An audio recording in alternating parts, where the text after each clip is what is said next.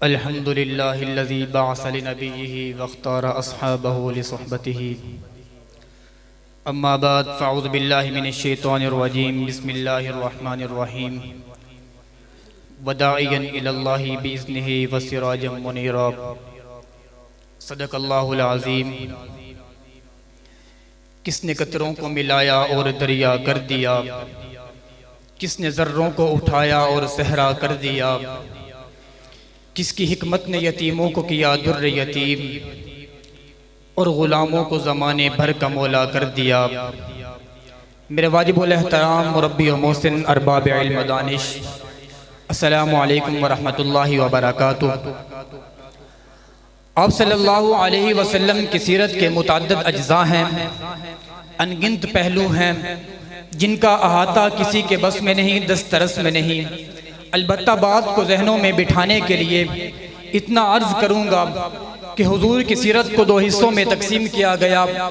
एक को मक्की ज़िंदगी का नाम दिया, एक को मदनी ज़िंदगी का नाम दिया।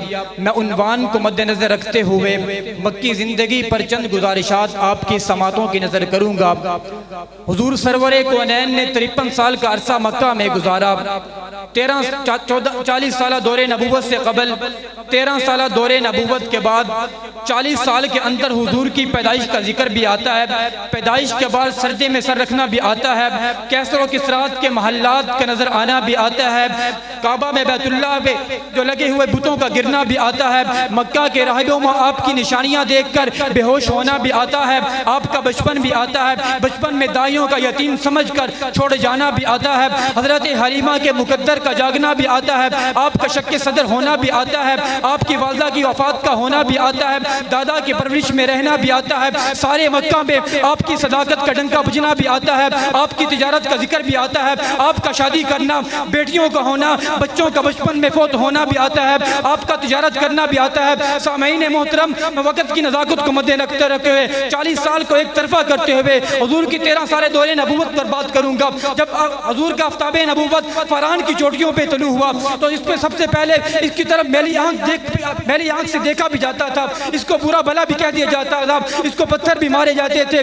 मगर ये साहिब तकालीफ के बावजूद हुजूर पीछे नहीं हटे। आपने अपने मिशन को जारी रखा, आपने अपने काज को जारी रखा, आप पर तकालीफें भी आई। आप तारीख के औराक का मुतालिया कीजिए कि शब अबी तारीब में आप सल्लल्लाहु अलैहि वसल्लम को 3 साल महसूर किया गया, आपके घर का खाना बंद किया गया, आप पर तकालीफ की आई, लेकिन पीछे नहीं हटे। आपको ताइफ के वाक़े के याद है कि ताइफ के वाक़े में हुजूर पर पत्थर बरसाए गए, हुजूर के जूते लहू लुहान हो गए, आप पीछे नहीं हटे। आपके जिस्म पर ओजड़ी भी रख दी जाती, आप पीछे नहीं हटे। आपकी बेटियों को तलाकें भी दी गई, आप पीछे नहीं हटे। आप पर मुसीबतों के अंबार आए, लेकिन आपने सब्र का दामन नहीं छोड़ा। लेकिन ये सूरज चलता गया, ये बढ़ता गया, इसकी किरणें फैलती गई, जूजू किरणें फैली गई। हर एक किरण की मिसाल ऐसे है, हर एक किरण फैलती गई, लेकिन ये किरणें फैलती फैलती इस आफ्ताबे नबूवत से जुदा हुई नहीं हुई। आप जिस किरण को उठाइए, आफ्ताबे नबूवत की कोई किरण इस किरण से जुदा नहीं हुई। खलीफा बिला फसल को देखिए, ये मार मार कर बेहोश कर दिया जाता, लेकिन पीछे नहीं हटे। आप हजरत उमर को देखिए, उमर के आने से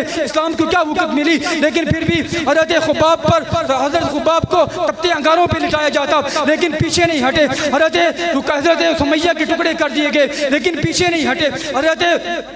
हजरत अम्मार यासिर को तपती रेत पर लिटाया जाता, लेकिन पीछे नहीं हटे। हजरत यासिर को मार मार कर शहीद कर दिया गया, लेकिन पीछे नहीं हटे। हजरत जुनैरा की आंखों में तपती सुलाखें फेर दी गई, लेकिन पीछे नहीं हटे। लेकिन ये आफ्ताबे नबूवत बढ़ता चला गया, बढ़ता चला गया।